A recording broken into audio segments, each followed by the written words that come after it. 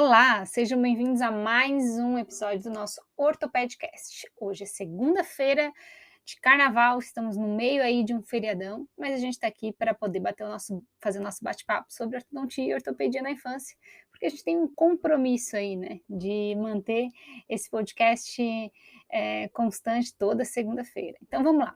Meu nome é Juliana Pereira Andriani, para quem não me conhece, sou especialista e mestre em ortodontia, com 20 anos de experiência clínica, e hoje eu estou aqui para conversarmos um pouquinho sobre conceitos, tá?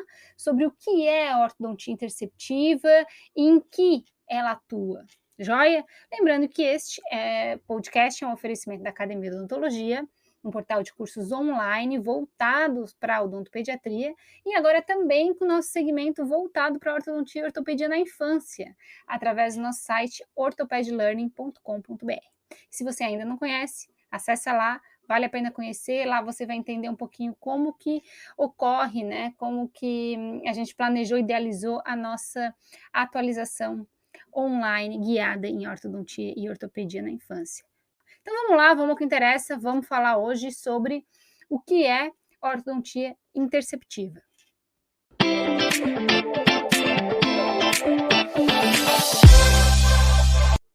Bom, essa é uma pergunta que pouca gente me faz, mas muita gente tem dúvida, se confunde, sabe?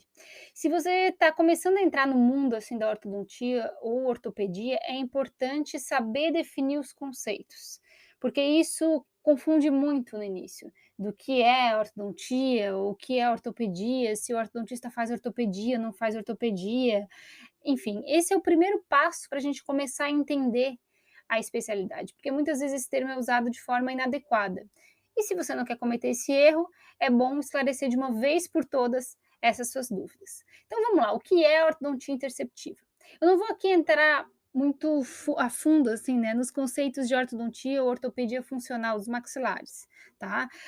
Por hora a gente vai trabalhar com o conceito de ortodontia no sentido mais amplo, como a especialidade odontológica que corrige a posição dos dentes e dos ossos maxilares posicionados aí de forma inadequada. Então, é esse o objetivo, a função do ortodontista, né? A especialidade, a ortodontia, busca corrigir a posição dos dentes e dos ossos maxilares, joia? A ortodontia, então, não é só dente. O primeiro conceito que a gente tem que cair por terra é esse. Então, partindo desse princípio, vamos entender que a ortodontia interceptiva, ela consiste em interceptar, né? Interceptar é intervir na maloclusão, a fim com o objetivo de reduzir a sua severidade ou mesmo corrigi-la de forma pontual, objetiva. Então, a ortodontia interceptiva não quer dizer que só vai trabalhar a posição dos dentes. Não, não é isso.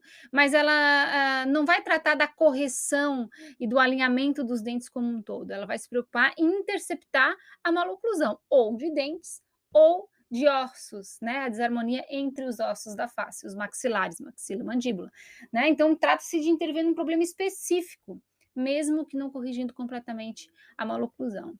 Então, quando a gente fala também de ortodontia na infância, de maneira geral, a gente costuma ainda dividir em ortodontia preventiva, interceptiva, e a gente tem ainda um pouco de ortodontia corretiva, que está sendo trabalhado hoje na dentição mista, e que até, acho que mais por uma estratégia comercial aí, mas até pouco tempo atrás não se conduzia dessa maneira, né? Então, a ortodontia preventiva, vamos entender esses conceitos, é aquela que vai buscar prevenir a maloclusão. Então, antes que ela esteja instalada, então ela vai prevenir. Quais são os procedimentos preventivos? São orientações aí relacionadas a hábitos de sucção, até mesmo a amamentação, copos de transição, enfim, a importância de manter os dentes tecidos, né?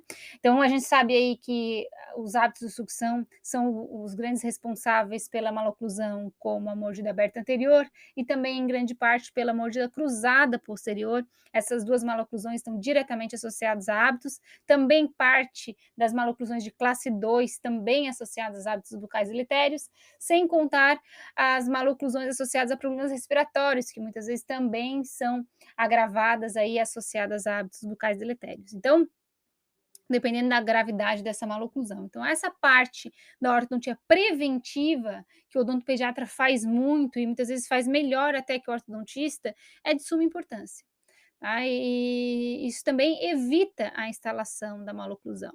Não vamos entrar aqui em muito detalhe de cada procedimento em si, mas mais trabalhando a questão de conceito, né. Mantenedores de espaço também é outro tipo de procedimento, preventivo, a gente previne a instalação de uma maloclusão quando a gente instala um mantenedor. Vamos imaginar a perda de um segundo molar descido, em que o primeiro molar permanente acaba, se inclinando para esse espaço, onde há uma perda de espaço. Então aí a gente instala um mantenedor de espaço para evitar a instalação da maloclusão, o problema, né. Uma outra forma de atuar preventivamente é acompanhando a cronologia de erupção, eventualmente fazendo extrações precoces de dentes descidos, buscando correção de rota de sucessores permanentes. A gente já tem evidências da literatura trazendo isso, né? Que no momento oportuno, quando a gente extrai um dente descido, a gente predispõe a correção de rota do seu sucessor, principalmente do canino superior permanente, ou mesmo segundos molares descidos, diante de desvios de rota de pré-molares. Então, não é uma extração em qualquer momento, a qualquer custo. Não, é uma extração bem avaliada, né, e bem indicada. Então, esse também é um procedimento preventivo, a gente não instala um aparelho propriamente dito, a gente faz um procedimento em si, um procedimento, clínico, mas não há instalação de dispositivo ortodôntico, joia? Então, essas são características de ortodontia preventiva, a gente pode prevenir a instalação de um problema, né. Também diagnóstico de maneira geral de agenesias, supranumerários, então a gente vai o que a gente vai fazer nesses casos? A gente vai acompanhar o paciente ao longo do tempo e intervir ou encaminhar para a intervenção no momento adequado. Então tudo isso, contempla aí procedimentos preventivos, né, acompanhar também a infroclusão de dentes descidos, né, qual o momento de fazer determinado quais os problemas associados à infroclusão de dentes descidos, o que deve ser avaliado e quando a gente deve intervir. Esses são situações clínicas aí onde a gente vai prevenir ou evitar instalações de maloclusão. E os procedimentos interceptivos? São procedimentos pontuais, que vamos imaginar assim que a gente vai intervir, atuar e sair de cena. Então, algumas vezes pode consistir em aparelhos removíveis simples, aí com tempo de tratamento em torno de 3, 4 meses, às vezes até menos, ou dispositivos também removíveis, mas que atuam por um tempo um pouquinho maior, como por exemplo os aparelhos ortopédicos funcionais. O ortodontista também trabalha com ortopedia funcional dos maxilares, certo? Só que a ortopedia funcional dos maxilares, ela se ramifica em algumas linhas mais funcionalistas e outras menos, né, vamos dizer assim. Mas o ortodontista também faz ortopedia? Sim, tá, também faz ortopedia funcional dos maxilares? Sim. Aí depois quando a gente falar um pouquinho sobre ortopedia funcional, a gente pode entender um pouquinho melhor como funciona aí os diversos dispositivos, as principais diferenças entre eles e a diferença da ortopedia funcional para a ortodontia propriamente dita. Mas o que eu queria trazer aqui são os procedimentos interceptivos de maneira geral, então são intervenções em mordida aberta anterior, por exemplo, quando a gente usa uma grade, em mordida cruzada posterior, em mordida cruzada dentária, na classe 3, no overjet acentuado, quando a gente vai trabalhar impacções, por exemplo, corrigir a posição de um primeiro molar que está impactado, ou mesmo quando a gente vai trabalhar correções de questões relacionadas a espaço. Tudo isso a gente trabalha na dentição mista, joia? E a ortodontia corretiva é aquela que busca uma correção do alinhamento dos dentes, do posicionamento dos dentes e da maloclusão propriamente dita. Então, a ortodontia corretiva, a gente entende que é mais destinada aí à dentição permanente, mas hoje em dia, infelizmente, acaba que está se tendo muita sobretratamento em dentição mista, principalmente com alinhadores, eu entendo dessa forma, mais por uma estratégia de mercado do que por uma necessidade propriamente dita. Então, muitas vezes a gente tem indicação sim, eu faço muito procedimento em dentição mista, muito, realmente, principalmente período intertransitório, quando a gente tem dentes descidos e dentes permanentes, é o período onde a gente faz o maior número de intervenções, mas hoje em dia, muitas vezes, acaba se tendo até mesmo pela percepção estética e a queixa estética do paciente, a gente acaba muitas vezes fazendo uma ortodontia corretiva, vamos dizer assim, entre aspas, né, mesmo na dentição mista, acaba se indicando, e eu entendo que acaba tendo um sobretratamento, tá?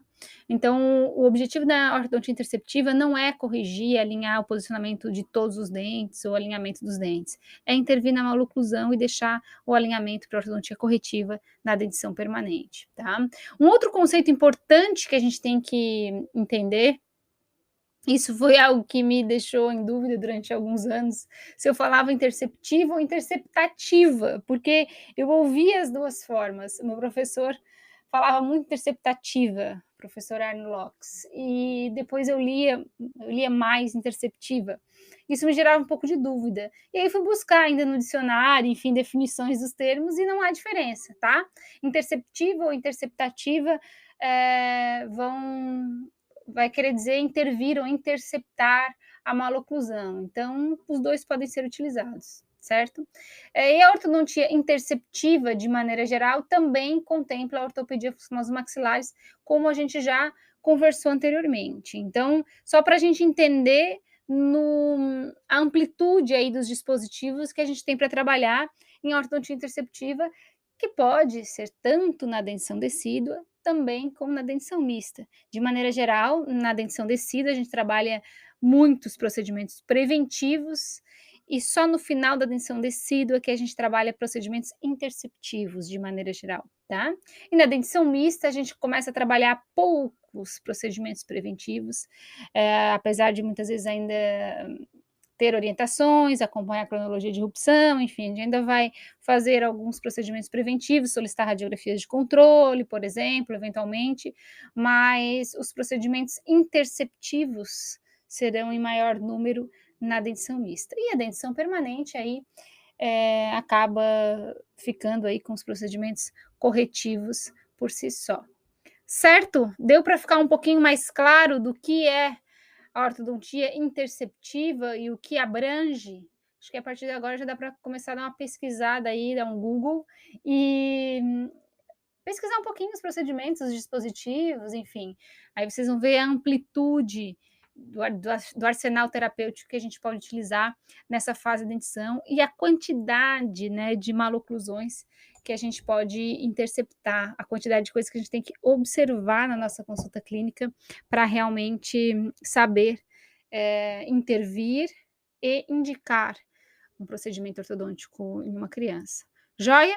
Então, por hoje é isso, pessoal. Semana que vem a gente volta falando um pouquinho mais sobre a dentição decídua. Eu resolvi trazer aqui para vocês algumas características oclusais importantes de serem observadas na dentição decídua. Tá? É um tema que veio à cabeça, assim, à minha mente, até nosso planejamento era outro, e eu acabei trazendo esse tema, colocando na frente, porque vi que algumas alunas minhas da atualização presencial tinham dúvidas em relação a isso, então resolvi trazer esse tema um pouquinho mais abordar ele de uma forma um pouquinho mais detalhada a partir dos conteúdos dos próximos blogs, certo? Então, se você quer saber o que deve ser avaliado numa consulta ortodôntica na dentição decídua, continue nos acompanhando. Segunda-feira que vem, a gente traz mais um podcast aqui para vocês. E aproveite e compartilhe esse conteúdo com seus amigos e colegas aí que também estão iniciando em ortodontia interceptiva ou querem reforçar suas bases do diagnóstico, são odontopediatras, querem saber um pouquinho mais, enfim, essa divulgação é bem importante para o nosso trabalho, e então eu agradeço demais se vocês puderem me ajudar nesse nosso processo aí de divulgação do nosso podcast. Joia? Então é isso aí, nosso tema de hoje também é assunto do nosso primeiro módulo de atualização guiada online da ortopédia. Ali a gente também traz um pouquinho as definições de termos e também aborda esses procedimentos, fala um pouquinho mais aí sobre o que é cada um, o que é cada uma dessas definições, o que é ortopedia funcional dos maxilares e ortodontia, esclarece essas dúvidas para quem tiver dúvida. Então, quem quiser se aprofundar um pouquinho mais em diagnóstico, sugiro que dê uma olhada lá no site da Ortoped, nosso módulo 1, que ele pode ser vendido separadamente. Então, é uma forma aí de,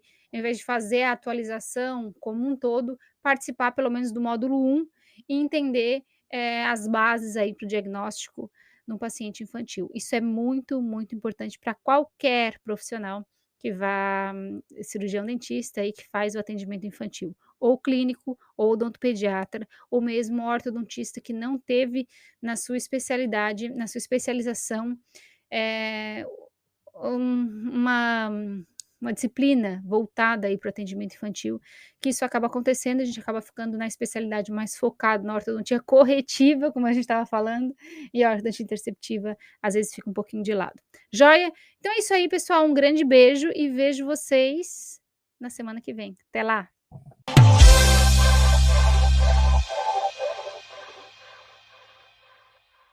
Olá, sejam bem-vindos a mais um episódio do